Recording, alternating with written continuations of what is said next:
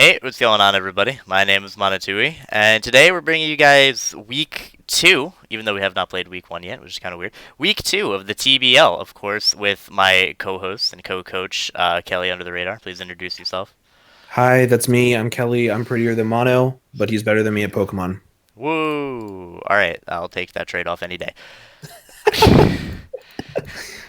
especially during quarantine. It's all I'm good at now. So we are the Litten Obliteration, and this week we're going up against the Chika Dancers, who are coached by Matt O'Shea and Aaron, followed by several numbers I can't remember. So definitely check out their YouTube links in the description below. And we are going to be reading off their team real quick before we get into our team. So, to start things off, their team consists of Melmetal, Melodic, Toxtricity, Incineroar, Virizion, Crustle, Claydol, Clefable, Avalugg, Trapinch, and Goodra. So disgusting team all around. What were your first thoughts when you were building for this? The only way that we were going to win this is if we do a pretty much full out offense. If we try to beat them at bulk, we will lose because they have so many different they have so many different aspects for pivoting between parting shot, incineroar, volt switch toxicity, trapping with trap hinge, along with just really good recovery in wish pass clefable, soft boiled clefable, rest Gudra is even a problem, rest Melmetal is a problem, recover Myelitic. Like there's recover Avalugg. There's so much on their team that can just recover stall us that if we don't try to just bring as much offense as we have, then we're going to struggle to break through everything. Yeah, like their offense beats pretty much all of our bulk. You're gonna see our team consists of like one support Pokemon that still kind of works offensively, and then the rest of it's gonna be offense. Hopefully, that'll take care of every other mon that they have. So without further ado, do you want to talk about the first one or should I? Um, I will because it's pretty simple. Okay. So the first one that we decided to put on the team was Diggersby. We have 236 speed, max attack, 16 HP, 4 in defense. This allows us to have an odd HP number, max attack with the choice band, and it has enough speed to outspeed, I believe, max speed Toxtricity. Yep. And it pretty much two shots or one shots everything on our opponent's entire team. The only thing that can avoid a two shot is Avalugg. However, I think Avalugg has a pretty poor matchup versus us overall. Like if you scroll down our team just in general, it doesn't want to take Focus Blast from Excelgor. It doesn't want to take Mystical Fires from Alchemy. Uh, Aura Spheres from Celebi, Pyroballs from Cinderace, Flash Cannons. Like the list just goes on and on until we all get all the way down to Mr. Rhyme with Focus Blast, Surf Edge, Close Combat, and Scalds from Vaporeon. So I don't think Avalugg has a good matchup here. And because of that, Choice Banded Diggersby just blows through our opponent's entire team. And their only ground immunity is a Claydol, which is why we have Body Slam as well as U-turn. U-turn is there for pivoting, and it does a really good job at pivoting.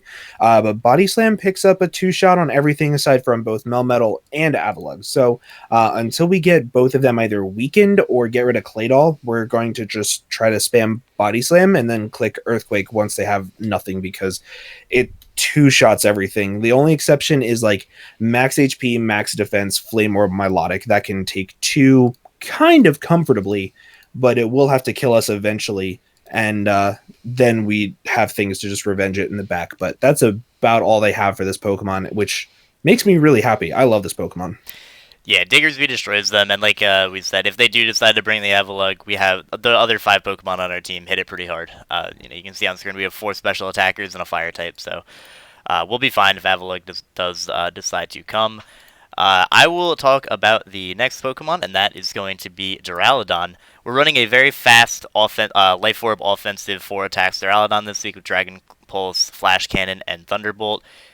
Does a ton of damage to everything he decides to bring. Okay, so Discord is deciding that it doesn't want to do this. Thankfully, I'm recording, so we don't miss audio. Uh, Let's both leave call and then just restart it. okay. All right, now we're good. Yeah, now we're good. All right, shout out to Discord, everybody.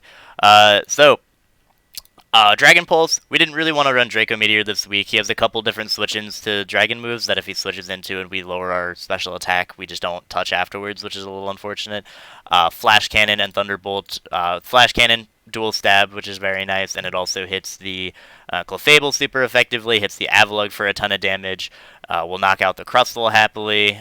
Steel is also very spammable versus his team for things that do not get hit by Thunderbolt. So, he switches in Melmetal. We can still hit that thing with a Life Orb. Thunderbolt will still do a decent amount of damage.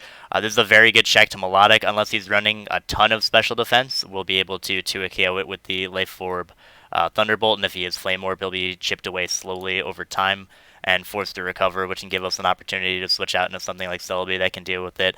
We're also running Timid with the Dragon Claw purely because Life Orb Dragon Claw still does a lot more to Goodra than Dragon Pulse does, especially if he's Assault Vest, if they are Assault Vest Goodra. Gudra's super thick on the special side, not super thick on the physical side, so being able to potentially mix it up with the Dragon Claw can potentially catch him off guard and knock him out. And these two Pokemon work really well in conjunction with one another because the only thing that can somewhat take both of them on is Milotic. And by pressuring Milotic so hard, it puts in a lot of work for our third member that we're going to go over. But they just have no way of beating these two Pokemon. They have no way of switching into them reliably. They have ways of revenge killing them, but beating them, not so much. Mm. So the third mon that we have is a Bulk Up Cinderace. Once Milotic is gone, this thing bulks up and it clicks High Jump Kick Pyro Ball and it kills everything on the entire team. The only thing, if I'm not mistaken, that can take a hit is Goodra.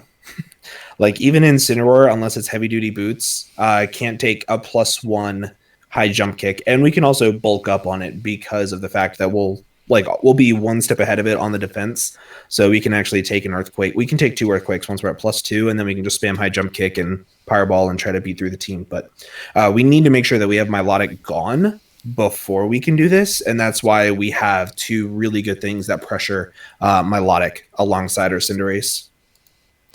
Yeah, Cinderace, really nice versus our opponent. Fire and Fighting are very, very spammable. Plus, we do still have room to run the U-turn, so if they do have the Melodic still, in play, we can U-turn out versus it, get some nice chip, go out in a Duraludon, threaten it. If rocks are up, it's taking more and more chip. If it's Flame Orb, it's taking even more chip.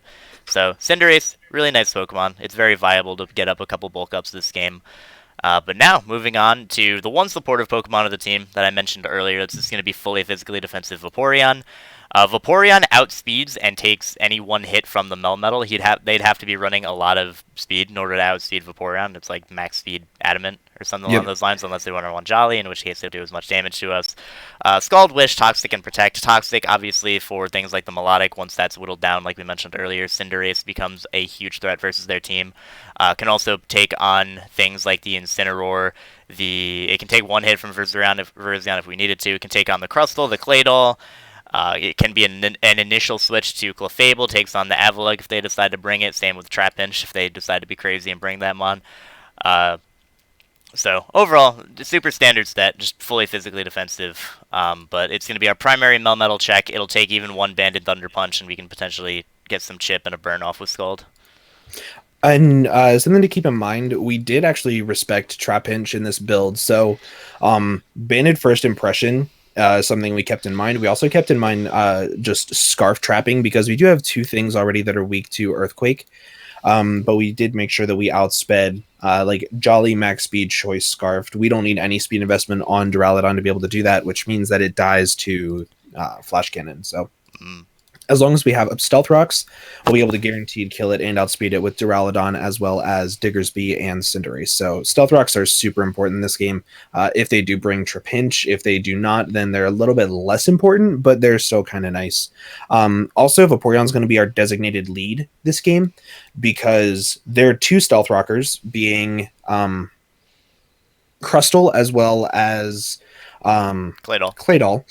Are awful versus a lead Vaporeon. Neither one of them can do too much to us while setting up hazards or setting up. So because of that, we want to make sure... wait, they also have Clefable for Stealth Rocks. We both completely overlooked that, didn't we? Wow, we're dumb. Yeah. But this is going to be our lead if we see either one of those, because it is more than likely going to be their stealth rocker, because Clefable can run so many good coverage moves versus us between Thunder Wave, setup, soft boiled, everything. So it is going to be our lead if we see either one of those, just because we can prevent them from hazard stacking us with Crystal as well as getting up too much damage with Claydol. Next up, we have Alchemy. And we went back and forth on this set a lot. I think it was our first like actual disagreement that we've had when building. Everything else was pretty much like, yeah, I love it, let's do it. Um, and we have Energy Ball Recover, Mystical Fire, Dazzling Gleam, Timid 184 Speed, Max Special, no, not Max Special Attack, 116 Special Attack, and 208 HP with the Expert Belt. So this has enough speed for It has enough speed, 230. What was that enough speed for? It was speed creeping, potential, like speed creeping like melodic, and then let me just double check at Gudra. his team. Yeah, it was set for Gudra as well. Like in case they run some speed on Gudra. What exactly was the Offensive speed for? Clefable, I think. Yeah, we have speed modest Clefable. This was it was oh it was Incineroar. Incineroar. Incineroar. Yeah, it was Yeah. Incineroar. So we have a lot of speed just to be able to do that, but we also have 3 coverage moves with the expert belt that break through our opponent's team. So Mystical Fire prevents Calm Mind Clefable's setup from being too scary because it won't be gaining special attack boosts with Mystical Fire being our offensive move. Energy Ball means that unless Milotic is really Spadef or wants to spam Recover, we're going to be doing a lot of damage to Milotic as well. Dazzling Gleam is also there because it does a lot of damage to Incineroar as well as Gudra with the Expert Belt. This did change a lot. We had Calm Mind, we had Acid Armor, we had Giga Drain, we had Draining Kiss, Calm Mind, Giga Drain, Mystical Fire at one point in time. Like we had a lot of really interesting things that we could have put on this, but we went with this because it prevented them from having the most opportunities to stall us or have a passive play style and benefit from it against us. Yeah, so we decided to run offensive alchemy this week. It does a lot of damage to various different things. 2 hits, 2 AKOs, Melmetal depending on its spread. Does a lot of nice little damage with the move coverage that we have. And hopefully it'll catch them off guard with the amount of speed that we have and the amount of offense they have. You know, if they bring fully physically defensive Melodic, we're able to potentially 2 AKO with Energy Ball, or at least do a ton of damage and really throw them off guard, which would be fantastic for us. And Yep. finally, last Pokemon on the team. Nothing particularly special, but we are running Tango Berry on the Celebi, like we mentioned earlier, for potential first impression Trap Pinch, and also for potential X-Scissor on Virizion. Once again, an offensive set, modest 196 speed with max special attack modest. This is so that we can outspeed a max speed Timid Gudra, just in case he decides to bring that. We have Psychic, Giga Drain, Aura Sphere, and Stealth Rock. We wanted rocks this week. It's very important for getting Chip off onto various different Pokemon and then potentially breaking a Sash on Trapinch.